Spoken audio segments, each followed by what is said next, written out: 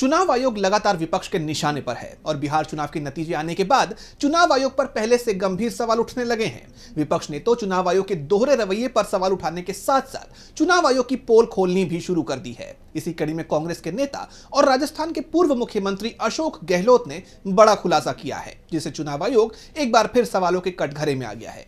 तो क्या है पूरी खबर, जानने के लिए देखिए ये रिपोर्ट। बिहार चुनाव को लेकर चुनाव आयोग विपक्ष के निशाने पर है। एसआईआर करवाने से लेकर चुनावी नतीजों तक विपक्ष की तरफ से चुनाव आयोग के खिलाफ मोर्चा खोला हुआ है। साथ ही आयोग पर मनमाने तरीके से काम करने के आरोप भी लग रहे हैं। इसी कड़ी में कांग्रेस नेता और राजस्थान के पूर्व सीएम अशोक गहलोत ने बिहार चुनाव की तुलना 2023 में हुए राजस्थान विधानसभा चुनाव से करते हुए आयोग के दोहरे रवैये की पोल खोली है। साथ ही कई सवाल भी उठाए हैं।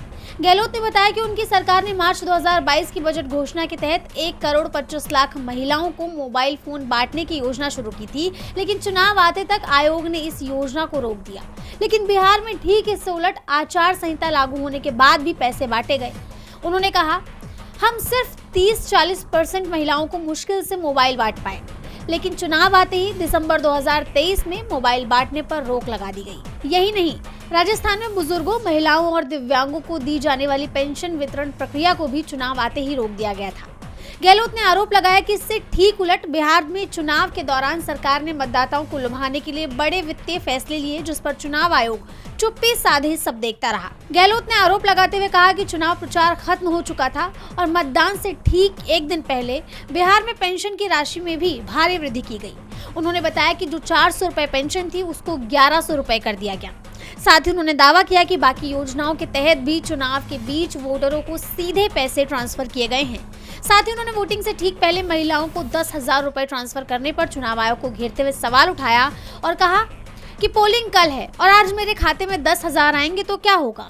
एक राज्य में हमारी योजनाओं पर रोक लगा दी जाती है, जबकि दूसरे राज्य में वोटिंग से ऐन पहले पेंशन में भारी वृद्धि हो जाती है और पैसा ट्रांसफर किया जाता है। ये दोहरा मापदंड क्यों?